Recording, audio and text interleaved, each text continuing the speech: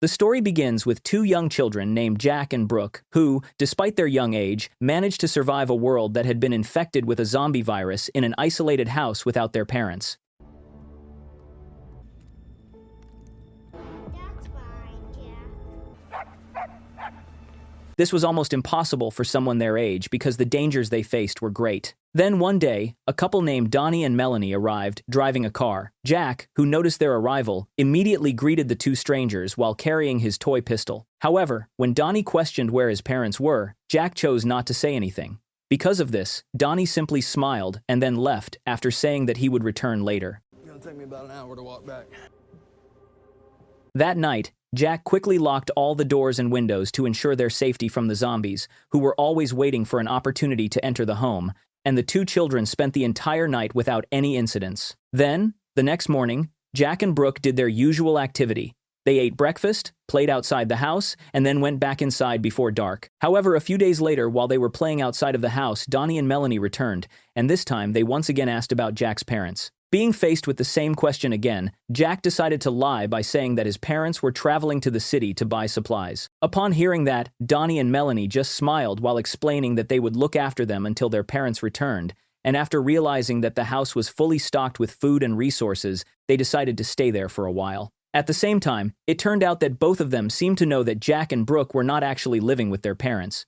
That night, Jack accidentally overheard a conversation between Donnie and Melanie, who explained that they intended to take full control of the house. So, for their safety, Jack then took Brooke and their dog named Scott to stay in a secret room, which was a hidden sanctuary that had protected them all this time. The next morning, while eating breakfast, Donnie and Melanie began to act as if they were the true owners of the home. Melanie even said that she really liked her new family. However, Jack, who heard her words, chose to remain completely calm while saying that everything would be over before they could even realize it. Why you keep staring at your dog? Is she a seizure dog? It will be over before you know it. It turned out that what Jack said was not just a threat, because when night arrived, something was about to happen, and it seemed that Jack had calculated it, so he moved Brooke and Scott back into the secret room. Meanwhile, in another room, Donnie and Melanie were occupied with their own world and did not realize that danger would arrive shortly. At that moment, Melanie, who had just stepped out of the bathroom, was startled by the appearance of several zombies outside the window. Scared, the couple then quickly turned off the lights, thinking that the zombies would not be able to see them. However, the bedroom door suddenly swung open, and Donnie, who realized that something was coming, took out his weapon to check. However, he then discovered that Melanie was lying on the floor with her mouth bleeding, and right after that, something dragged her away. That was when he realized that it was too late for him, because a zombie suddenly attacked him. The next day, a man was seen walking through the forest and discovered several traps that had been set up by someone. Then, while following the trail of those traps, he spotted a house located in that remote area. While looking through the window, the man was suddenly startled by the appearance of Brooke, who stood right beside him. But before he could react, the stranger was hit by a tranquilizer dart fired by Jack using his modified toy gun. Jack's response showed that it was not the first time the two siblings had dealt with human intruders. When the stranger finally regained consciousness from the effects of the tranquilizer, Jack, who had been waiting for him, immediately began asking several questions. The man then revealed that his name was Dan, and that he was a Special Forces soldier who was currently on a journey to find his missing wife. Upon hearing this, Jack was surprised because the man did not seem like the other people who had previously come to this place, as he did not ask for their food or medicine, but instead, he only wanted his gear back, which had been confiscated by Jack when he was unconscious. Because of that, Jack offered a deal. He told Dan that he was willing to return all of his weapons and equipment, but in exchange, he must fix the house's electrical power generator that had broken down. In that conversation, it was revealed that Jack's father was a scientist who had vanished a long time ago, while their mother was a Homeland Security agent who had recently left to carry out a secret mission. Later, while investigating the power source of the house, Dan discovered that the electrical energy generated and collected for the home came from a device that would only turn on when someone ran on a treadmill. But then, while they were still talking, Dan was shocked when he noticed a zombie near the window, and he quickly grabbed the weight plate there before rushing outside to kill it. However, what Dan did actually made Jack mad, saying that he did not need to go that far because all the windows in the house were made of bulletproof glass, meaning the zombies wouldn't be able to get inside. Fortunately, despite being scolded by a kid, Dan did not overreact. Instead, he continued to help generate electrical energy by walking on the treadmill. The next day, Jack left the house to inspect the traps that he had set up throughout the surrounding area when he noticed that one of those traps had successfully captured a zombie. However, at that exact moment, he was forced to hide after he heard the sound of gunshots. Shortly after, 3 hunters arrived, but fortunately, they did not notice that Jack was hidden nearby, and they left the area shortly after that. It's already dead. Meanwhile, Dan, who was staying back at the house, seemed to get closer to Brooke, who slowly accepted his presence. You want some, sausage? However, Jack was different, as he still did not fully trust Dan, especially given their current situation. A short while later, Dan was in another room when he discovered a car key while examining the photos and belongings of the children's mother. Thinking he might be able to use the car, he then went to the garage to check it, but unfortunately, when he tried to turn the car on, the engine failed to start. However, he remained calm and tried to figure out a way to save time in case he needed to leave the area quickly later on. Sometime later, while spending some time outside, Dan accidentally noticed a hidden room that caught his attention, but before he could enter it, Jack suddenly appeared and told him to stay out of that room. Later, after spending the rest of the day together, the 3 of them went to rest, and because Jack felt that Dan was no longer a threat to them, he did not take Brooke with him into the secret sanctuary.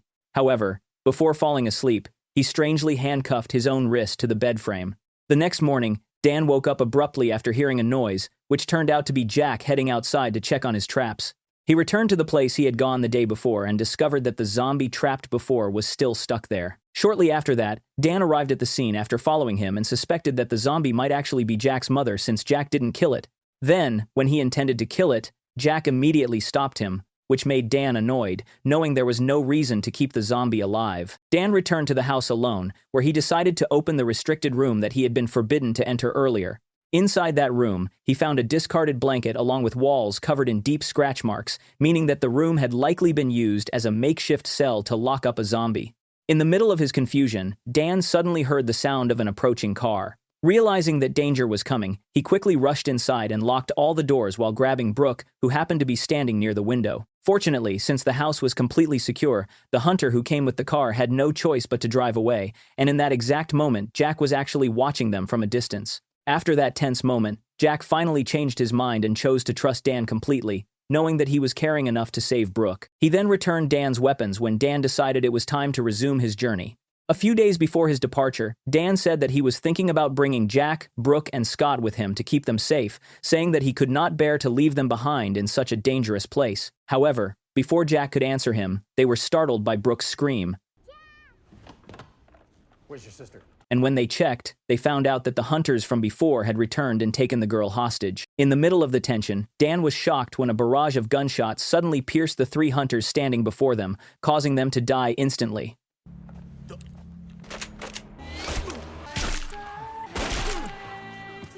It turned out that the shots came from the children's mother, who had finally returned home. However, during the shootout, Dan was accidentally hit by one of the hunters, causing him to collapse and fall unconscious. A few hours later, Dan finally woke up from his fainting with his feet tied together. However, the rest of his body was completely uninjured and perfectly fine. Then, once he freed himself from the ropes, he walked inside the house and met with Jack, Brooke, and their mother. Since Dan looked confused, the mother explained that the reason why he was still alive was that he had actually been infected by the virus. She also said that Jack was actually infected by the same virus for a long time. She then explained that, when people who got infected usually lost all brain function and began to act purely on instinct to satisfy their hunger, for some reason, there was a rarer case where an infected person's brain would remain fully functional, like a normal human. However, this rare condition also granted them enhanced physical strength and the ability to heal rapidly from their wounds. The main problem was that these rare infected people never knew exactly when they might lose control and transform, and the only reason why Jack had been able to track his own transformation all this time was thanks to Scott, who had been specially trained to detect the change by sniffing Jack's body odor before the transformation occurred. That was the real reason why Jack always handcuffed his wrist to the bed frame every night, and the mysterious room that Dan opened earlier was the room where the mother locked Jack up whenever he became uncontrollable. You see, there's 2 types of infected. Somehow you got infected, right? And then at some point you change back. How do I know when I'll change again? Great question. You don't. I need some air. Shortly after that, they suddenly received an unexpected visit from several individuals who turned out to be the mother's former colleagues. The group was led by a man named Brett, who was searching for his missing daughter, Melanie, after she had disappeared alongside a man. The reason why he visited them was that he suspected that Melanie had come to this location. However, because he could not find any proof for his suspicion, he was forced to leave, along with all of his men. Boys?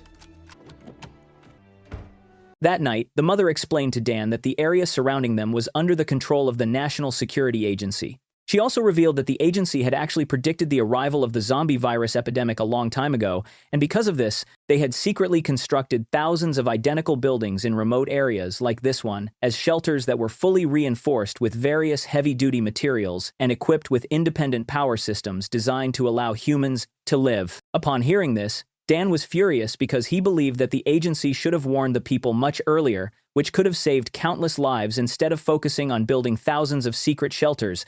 Later, when Dan was preparing to leave, the mother shared that Jack actually suffered from a congenital heart defect. Since birth, Jack had been predicted to live for no more than 3 years. However, her husband, who was one of the first scientists to successfully discover the zombie virus, decided not to give up and tried to find a way to save their son. He eventually decided to take a massive risk by injecting the zombie virus into Jack's body, which then transformed him into one of the rare infected with special abilities. Unfortunately, at one point, Jack lost control and bit his own father, causing him to get infected and turn into a zombie himself. The mother was then attacked, and she had no other choice but to shoot her husband to death to save herself and her children. As time went on, Dan grew much closer to Jack's family. However, one day, Scott suddenly began to bark loudly, causing the mother to realize that Jack was about to turn into his zombie state. Because of that, she was forced to lock her son in the quarantine room. Once Jack was locked inside, her heart shattered as she could only listen to the terrifying sounds of thumping and scratching coming from behind the heavy door, and for a whole day, the mother and Dan took turns guarding the door, hoping that Jack would recover quickly. The next day, the situation turned chaotic when they discovered that Brooke, who was playing outside, had suddenly collapsed on the ground.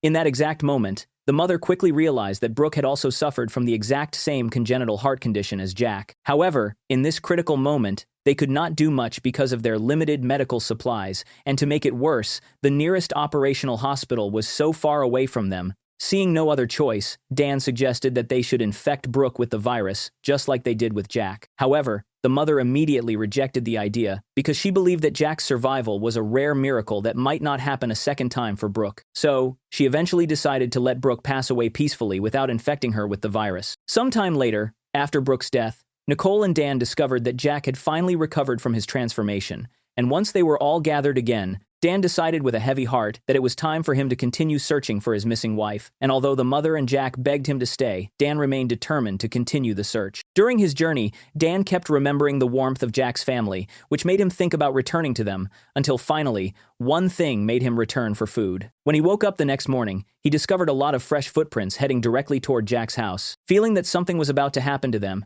he rushed back immediately, and when he arrived, he discovered that the home had been surrounded by Brett and his armed men, who had returned to search for Melanie. Inside the house, the mother was tied up because she refused to answer Brett's questions regarding Melanie's whereabouts, as she actually did not know anything about. Meanwhile, Dan, who was watching from outside, slowly managed to infiltrate the building. As he moved through the kitchen, he discovered that Jack was hiding in a safe spot. When they met, the boy informed Dan about the number of enemies inside the house, and after finding out how many enemies he was about to face, armed with utensils found in the kitchen, Dan began to eliminate them one by one. They're coming. Like a shadow of death. Upon reaching the house's living room, Dan immediately came face to face with Brett and his remaining men. In that critical moment, left with no other options, Dan unexpectedly slashed his own neck, intending to accelerate his transformation by rapidly draining his own blood. Jack and his mother, who immediately understood Dan's intention, took the chance to escape when Brett and his men were caught off guard.